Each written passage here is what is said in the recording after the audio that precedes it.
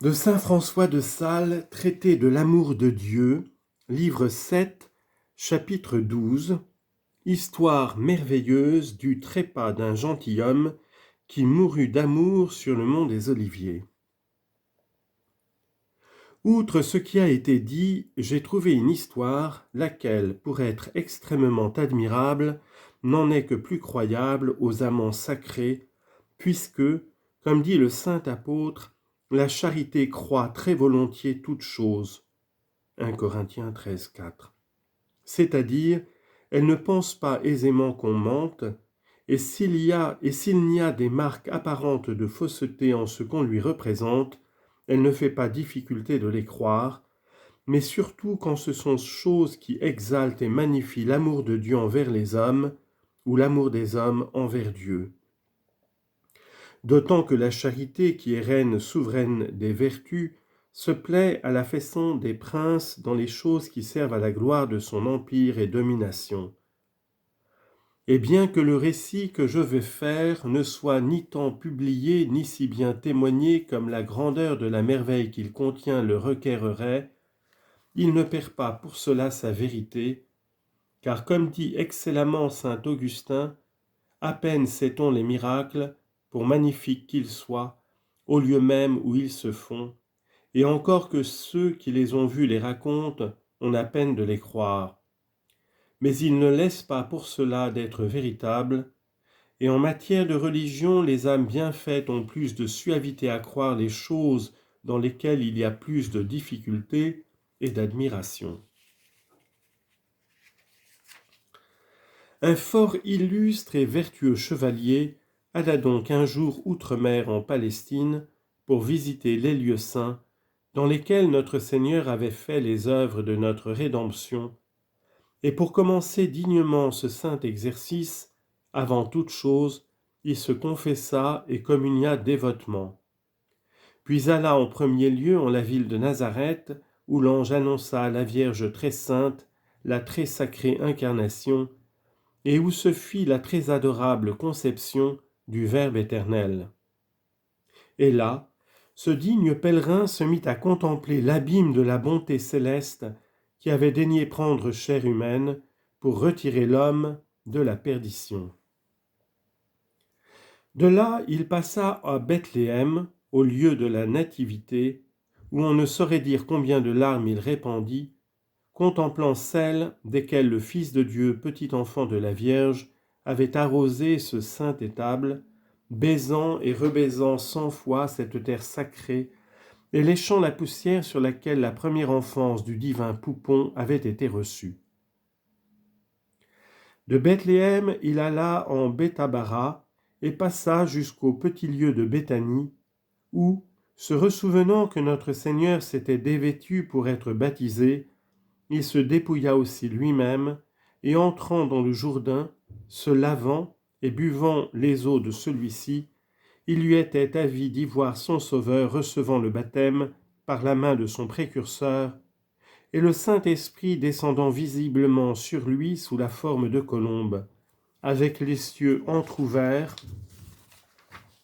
d'où celui semblait, descendait la voix du Père éternel disant : « Celui-ci est mon Fils bien-aimé, auquel je me complais. » Matthieu 17, 5. De Béthanie, il va dans le désert et y voit des yeux de son esprit le Sauveur jeûnant, combattant et vainquant l'ennemi, puis les anges qui le servent de viandes admirables. De là, il va sur la montagne du Tabor, où il voit le Sauveur transfiguré, puis en la montagne de Sion, où il voit ce lui semble encore notre Seigneur agenouillé dans le cénacle, lavant les pieds aux disciples, et leur distribuant par après son divin corps en la sacrée Eucharistie. Il passe le torrent du Cédron et va au jardin de Gethsémani, où son cœur se fond dans les larmes d'une très aimable douleur, lorsqu'il s'y représente son cher Sauveur suer le sang en cette extrême agonie qu'il y souffrait, puis tôt après, lié, garrotté et mené en Jérusalem, où il s'achemine aussi, suivant partout les traces de son bien-aimé, et le voit en imagination traîner çà et là, chez Anne, chez Caïphe, chez Pilate, chez Hérode, fouetté, bafoué, craché, couronné d'épines, présenté au peuple, condamné à mort, chargé de la croix, laquelle il porte et la portant fait la pitoyable rencontre de sa mère, toute détrempée de douleur, et des dames de Jérusalem pleurant sur lui. Si monte enfin ce dévot pèlerin sur le mont Calvaire, où il voit en esprit la croix étendue sur terre, et notre Seigneur tout nu que l'on renverse et que l'on cloue, pieds et mains sur celle-ci très cruellement. Il contemple de suite comme on lève la croix et le crucifié en l'air, et le sang qui ruisselle de tous les endroits du divin corps perdu. Il regarde la pauvre sacrée Vierge toute transpercée du glaive de douleur, puis il tourne les yeux sur le Sauveur crucifié, duquel il écoute les 7 paroles avec un amour non pareil, et enfin le voit mourant puis mort, puis recevant le coup de lance, et montrant par l'ouverture de la plaie de son cœur divin, puis ôté de la croix et porté au sépulcre, où il va le suivant, jetant une mer de larmes sur les lieux détrempés du sang de son Rédempteur. Sitôt il entre dans le sépulcre et ensevelit son cœur auprès du corps de son maître, puis ressuscitant avec lui, il va en Emmaüs et voit tout ce qui se passe entre le Seigneur et les 2 disciples. Et enfin, revenant sur le mont des Oliviers où se fit le mystère de l'Ascension, et là voyant les dernières marques et vestiges des pieds du divin Sauveur, prosterné sur elle et les baisant 1000 et 1000 fois avec des soupirs d'un amour infini, il commença à retirer à soi toutes les forces de ses affections, comme un archer retire la corde de son arc quand il veut décocher sa flèche, puis, se relevant, les yeux et les mains tendus au ciel, « Ô Jésus, dit-il, ô mon doux Jésus, je ne sais plus où vous chercher et suivre en terre.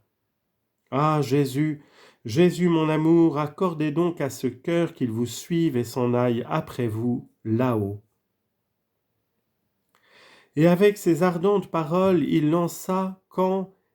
son âme au ciel, comme une sacrée sagette, que comme divin archer il tira au blanc de son très heureux objet. Mais ses compagnons et serviteurs, qui virent ainsi subitement tomber comme mort ce pauvre amant, étonnés de cet accident, coururent de force au médecin, qui venant trouva qu'en effet il avait trépassé, et pour faire jugement assuré des causes d'une mort tant inopinée, s'enquiert de quelle complexion, de quelles mœurs et de quelles humeurs était le défunt. Et il apprit qu'il était d'un naturel tout doux, amiable, dévot à merveille, et grandement ardent en l'amour de Dieu. Sur quoi, sans doute, dit le médecin, son cœur s'est donc éclaté d'excès et de ferveur d'amour. Et afin de mieux affermir son jugement, il le voulut ouvrir, et trouva ce brave cœur ouvert, avec ce mot sacré gravé au-dedans de lui, « Jésus, mon amour ». L'amour donc fit en ce cœur l'office de la mort, séparant l'âme du corps, sans concurrence d'aucune autre cause. Et c'est saint Bernardin de Sienne, auteur fort docte et fort saint, qui fait ce récit au premier de ses sermons de l'Ascension. Certes, un autre auteur presque du même âge, qui a scellé son nom par humilité, mais qui serait néanmoins digne d'être nommé, en un livre qu'il a intitulé « Miroir des spirituels », raconte une autre histoire encore plus admirable.